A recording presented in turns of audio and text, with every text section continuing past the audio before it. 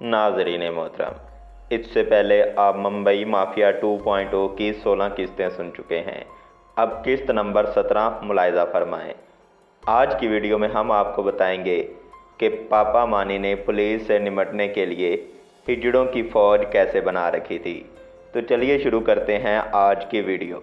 पापा मानी की शोहरत का अंदाज़ा इस बात से लगाया जा सकता है कि जब भी ज़रूरत पड़ी तामिल कम्युनिटी के लोग इसके सामने ढाल बन गए। जब कभी पुलिस इसके खिलाफ छापा मारती, ये लोग पापा मानी को इस तरह गायब करते जैसे किसी की आंख से सुरमा चुरा लिया हो।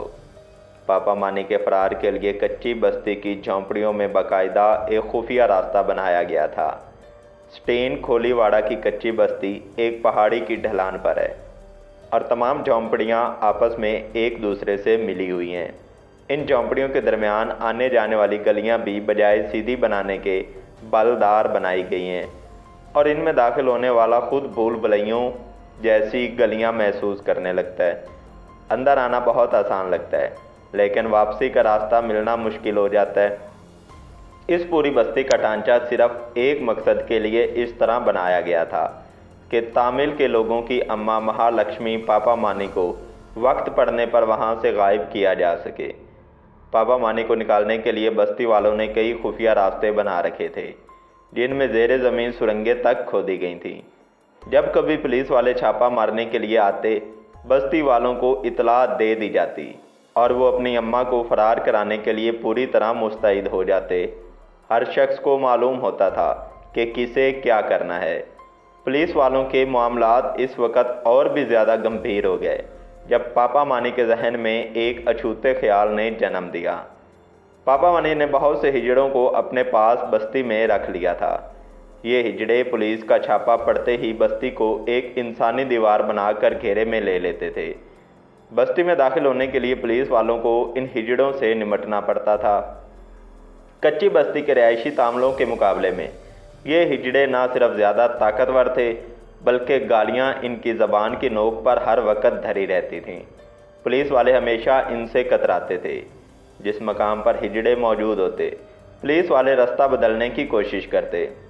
एंटी नारकोटिक्स ब्यूरो के एक अफसर ने जो 2004 में पापा मानी को गिरफ्तार करने गया था, बजाते खुद मुझे मुसन्निफ को बताया कि ये हिजड़े किस अंदाज से पुलिस पार्टी के रास्ते में आकर रोड़े अटकाते हैं। इस अफसर के मुताबिक जब इसने पापा मानी को गिरफ्तार कर लिया तो इसकी गाड़ी को चारों तरफ से इन हिजड़ों ने घेरे में ले लिया और इसे आगे बढ़ने से रोक दिया। इन हिजड़ों ने इस अफसर से मुतालबा किया कि पापा मानी को फ़ौरन छोड़ दिया जाए। अफसर के मुताबिक उन्होंने पापा मानी को एक कार में सवार किया हुआ था।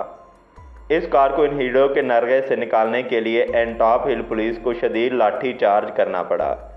इस दौरान पुलिस वालों को अपनी जान के लाले पड़ गए और बड़ी मुश्किल से वो लोग पापा मानी को खोलीवाड़ा से निकालने में कामयाब हुए। पापा मानी ने अपने शोहर से अलहदगी इख्तियार करके इसे हालात के रहम करम पर छोड़ दिया था।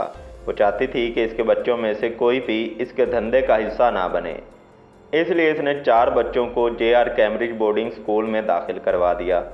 लेकिन इसके बच्चे बिल्कुल भी पढ़ने का इरादा नहीं रखते थे। वो मुसलसल 4 साल फेल होते रहे और बिलाखिर 4 साल बाद पापा मानी को अपने बच्चों को वापस बम्बई लाना पड़ा। पापा मानी ने अपनी 3 बेटियों की शादियां बम्बई में ही करा दी। एक की शादी पापा मानी ने अपनी पुरानी खैरखा सावित्री के बेटे से करवाई। इन्हीं दिनों की बात है कि उसकी बेटी जयश्री एक मकामी गुंडे विजय गुप्ता के चक्कर में पड़ गई। इस अफेयर की वजह से पापा मानी को काफ़ी शर्मिंदगी का सामना करना पड़ा था। इसकी एक वजह तो ये थी कि वो लड़का इनकी ज़ात का नहीं था और दूसरी ये वजह थी कि वो एक मामूली गुंडा था और किसी भी लिहाज से पापा मानी का दबान बनने के लिए लायक नहीं था। बाद एंटी नारकोटिक सेल ब्यूरो को दिए गए अपने एक बयान में पापा मानी ने इस बात का एतराफ़ किया कि वो अपने मुंशियात के धंधे और पुलिस के साथ आंख मचोले में इस कदर मसरूफ़ रही कि अपनी बेटी जयश्री पर बिल्कुल भी तवज्जो ना दे सकी। बिलाखिर पापा मानी ने गुप्ता के खिलाफ अगवा का मुकदमा दर्ज करवा कर इसे जेल भिजवा दिया और जयश्री को कहीं दूर अपने रिश्तेदारों के पास भिजवा दिया। लेकिन जयश्री को बचाने की यह तमाम तदाबीर बेसूद साबित हुई, क्योंकि लड़की ने किसी न किसी तरह गुप्ता से रवाबित कायम रखे। पापा मानी ने सोचा कि जय श्री में वो तमाम बुराइयां पैदा हो चुकी हैं जो अंडरवर्ल्ड की निशानियां हैं। इसलिए इसने फैसला किया कि अपने मुंशियात के धंधे में वो जय श्री को अपना जानशीन मुकर्रर कर दे। अव्वलन जय श्री को हीरोइन की पुड़ियाँ बेचने का काम सौंपा गया ताकि इसे तजर्बा हासिल हो जाए। जब इसे काम का खासा तजर्बा हासिल हो गया तो पापा ने बड़े क्लाइंट्स के साथ डील करने के लिए भी जय श्री को भेजना शुरू कर दिया। 19 जुलाई 2004 को जय श्री रंगे हाथों गिरफ्तार कर ली गई। इसकी तावील से 4 किलोग्राम हीरोइन बरामद हुई थी। इसके 10 दिन बाद बिलाखिर पापा मानी को भी पुलिस ने गिरफ्तार कर लिया। तफ्तीश से ये बात सामने आई कि पापा मानी के रवाबित गाशीराम सोलंकी से थे। गाशीराम ड्रग माफिया अंडरवर्ल्ड का वो डॉन था जिसकी गिरफ्तारी पर एंटी नारकोटिक्स वालों ने सबसे ज़्यादा इनामी रकम मुख्तस की हुई थी। अलबत्ता पापा मानी इस बात पर अड़ी रही कि वो गाशीराम से ज़ाती तौर पर कभी नहीं मिली। इसने अपने एक बयान में कहा कि मफरूर होने के बाद वो अपनी सहेली लक्ष्मी करपाटी के घर रह रही थी। लक्ष्मी इसे बड़ी तादाद में हीरोइन लाकर दिया करती थी और वो आपा नामी औरत से हीरोइन लाकर मुझे दिया करती थी जो कि गाशीराम सोलंकी से हीरोइन लाया करती थी। एंटी नारकोटिक्स वाले गिरफ्तारी के बाद इस तगोदौ में लगे हुए थे कि पापा मानी के खिलाफ इनके हाथ ठोस सबूत लग जाएं। इस मर्तबा एंटी नारकोटिक्स वालों की किस्मत अच्छी थी। पापा मानी का शोहर देवेंद्र राज इसके रवैये की वजह से इससे बहुत नाराज़ था और इस ताक में था कि इससे बदला लेने का कोई मौका इसे मिल जाए। इसने एंटी नारकोटिक्स वालों से रब्ता किया कि वो पापा मानी के खिलाफ अदालत में गवाही देने के लिए तैयार है। अपने बयान में देवेंद्रा ने इंकशाफ किया कि किस तरह पापा मानी ने मुंशियात के पैसे से मुंबई और अपने आबाई इलाके में कीमती जायदादें बना रखी थीं। देवेंद्रा ने अपने बयान में वाज़ेह तौर पर कहा, मेरी बीवी हीरोइन का धंधा करती है और मेरे तल्लुकात इससे अच्छे नहीं हैं। पापा मानी अपनी बेटी जय श्री की शादी गुप्ता से नहीं होने दे रही थी, इसलिए इसने भी फैसला कर लिया कि अपनी मां के खिलाफ अदालत में गवाही देगी। बिलाखिर पापा मानी पर फर्द जुर्म आयद कर दी गई और 2004 में इसे जेल की सलाखों के पीछे जाना पड़ा।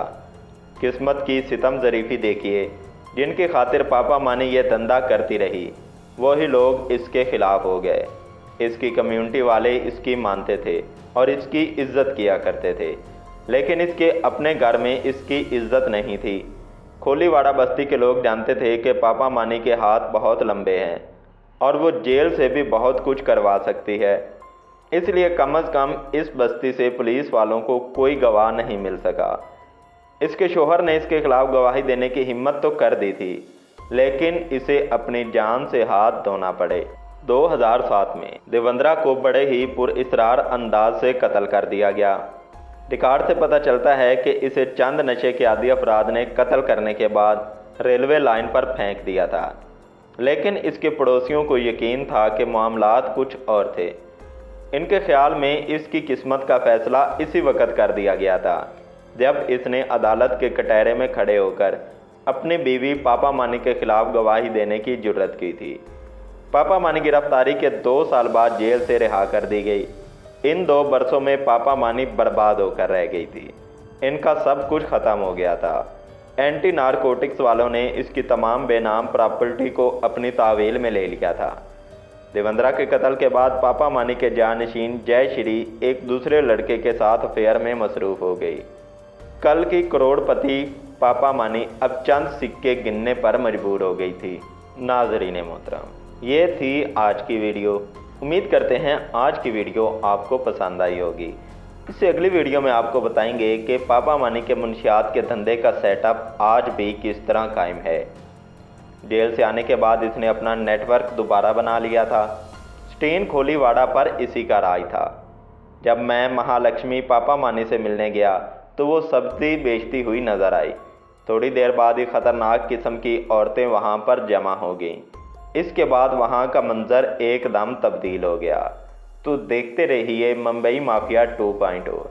और साथ में आपसे गुजारिश है कि डिस्क्रिप्शन में दिए गए लिंक्स पर क्लिक करके मेरे दूसरे चैनल्स को सब्सक्राइब कर लें। और साथ में आपसे गुजारिश है कि इस वीडियो को लाइक कीजिए اور کامنٹ کر کے بتائیے کہ آپ کو ہماری ویڈیوز کیسی لگتی ہیں۔ ممبئی مافیا 2.0 کی اگلی ایپیسوڈ میں آپ سے دوبارہ ملاقات ہوگی۔ تب تک کے لیے مجھے اپنے میزبان جمشید مشتاق کو دیجیے اجازت۔ اپنا اور اپنے پیاروں کا ڈھیر سارا خیال رکھیے گا۔ اللہ نگہبان۔